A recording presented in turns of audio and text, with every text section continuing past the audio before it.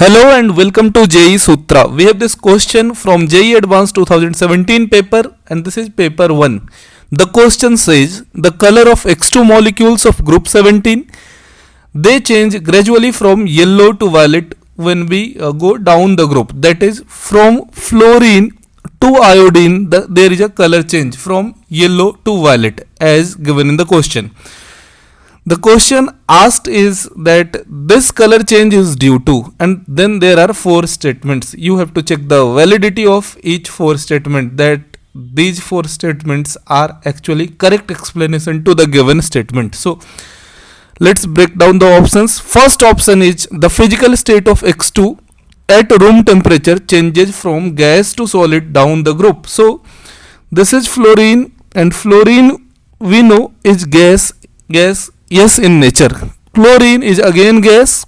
Bromine is only liquid non-metal, and then we have iodine which is solid in nature. So from fluorine to iodine there is a change in physical state, that is from gas to solid. So this statement is true, but this does not explain, or you can say this is not the reason for color change, that is from fluorine to violet.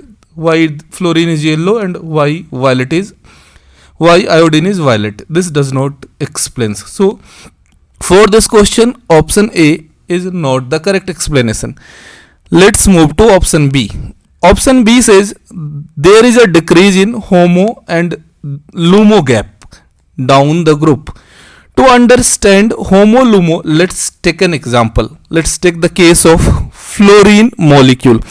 We all know fluorine contains, one fluorine atom contains 9 electron. We have F2 molecule, so it will contain 18 electron. And for simplicity, I will draw the simplest possible diagram, that is molecular or vital diagram for fluorine.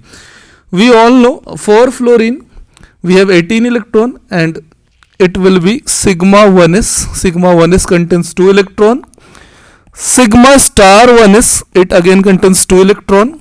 Sigma 2s, it will contain 2 electron.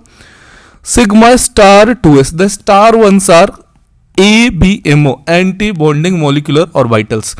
So up till now we have already filled 8 electrons. Then we have next is sigma 2pz, and sigma 2pz again contains 2 electron. Then we have pi 2p, and this pi 2p contains pi 2px as well as pi 2py. So here it will contain 4 electron each in x as well as y. Then we have pi star 2p, and this again pi star 2p consists of 2 molecular orbitals, pi star 2px and pi star 2py. They will contain 2 electron each. Then we have sigma star 2pz, which is however vacant. We have to fill 18 electrons. This is 2, 4, 6, 8, 10, 12, 14, 16, 18. So what you observe, this is the highest occupied molecular orbital, and in this case this molecular orbital, that is pi star 2p, is known as HOMO. And this orbital sigma star 2pz is still unoccupied, but it is next to HOMO, so this is called LUMO. The question asked being is about HOMO LUMO gap down the group. So this is HOMO LUMO gap for fluorine, right? Let's take the case of fluorine, chlorine, bromine and iodine and list down their HOMO as well as we will list down their LUMO. For fluorine, we have already seen that HOMO is pi star 2p. So for fluorine, HOMO is pi star 2p. For chlorine, it will be pi star 3p. Bromine, it will be pi star 4p. And for iodine, it will be pi star 5p.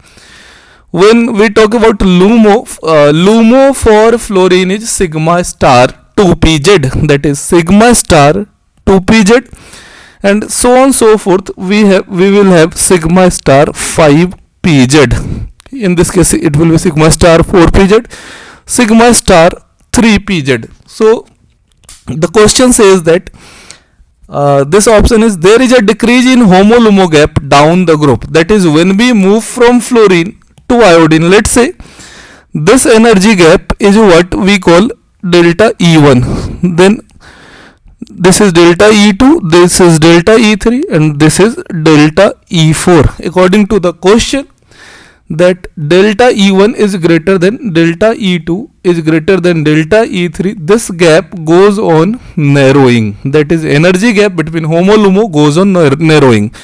This is absolutely true. Why? Because in case of fluorine, fluorine is the smallest in size, and since it is smallest in size, the nucleus of fluorine will attract the electron with most attractive force. That is, the most dominant attractive force between the outermost orbit. In this case, the outermost orbit is HOMO.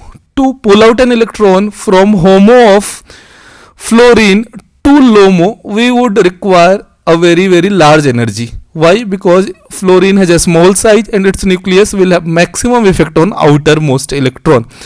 Whereas in case of iodine, the effect of nucleus on outermost electron is less. That is, it is very easy to pull out an electron from HOMO of iodine to LUMO.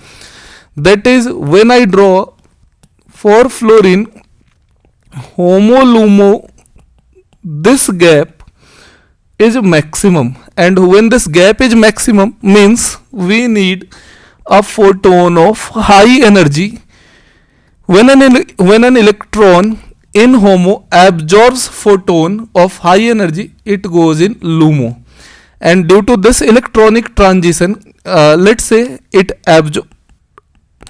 When delta E is more, lambda absorbed will be of less. So for fluorine, this delta E is maximum.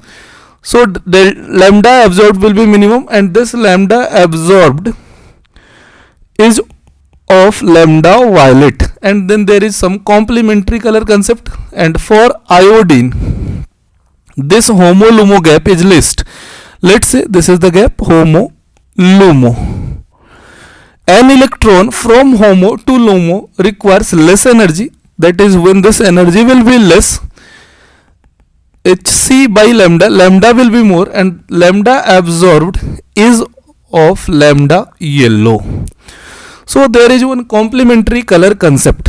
Let me explain it with the help of diagram. Let's say this is violet indigo, this is blue, this is green, yellow, orange, and red. So what does this explain? This explains about complementary color concept. That is, violet and yellow, they are complementary color towards each other.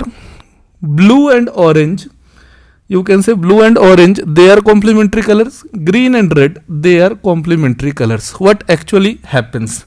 Let's say there are two energy level. This is my HOMO and this is LUMO. An electron from HOMO to LUMO absorbs a photon of wavelength corresponding to violet. That is, it means this electron has absorbed a photon whose wavelength lies in the visible range, and this wavelength is of violet.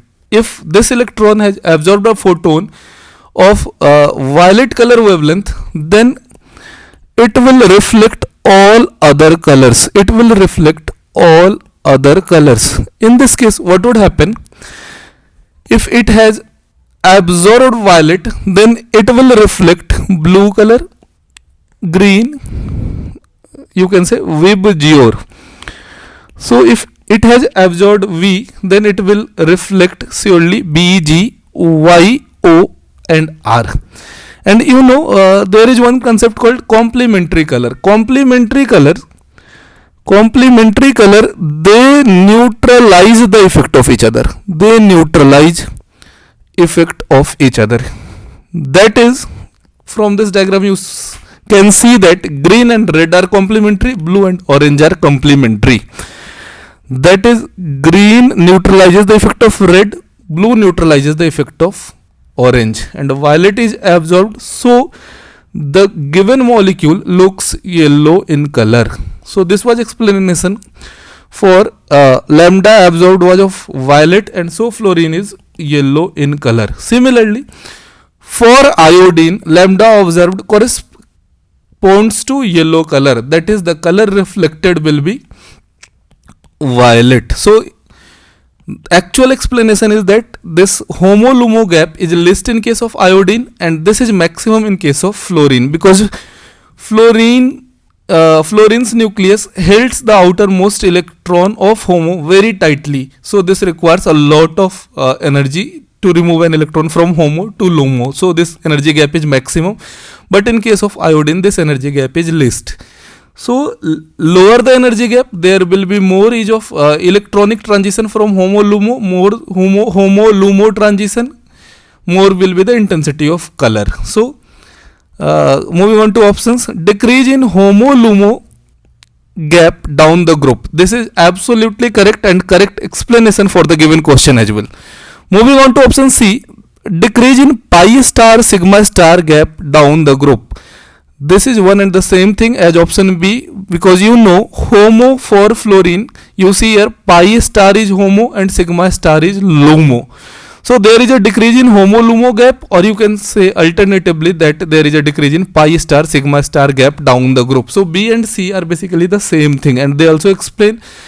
Next, on moving to option D, there is a decrease in ionization energy down the group. This is a true statement. There will be a decrease in ionization energy, but this will not explain exactly that why there is a gradual shift of color, why there is a gradual change in color from fluorine to iodine, from yellow to violet. So correct answer to this question must be B and C. This was a very good question asked in JEE. So I think this concept might add some value to your JEE preparation. If you like this, you must subscribe to this channel. Thanks for your valuable time.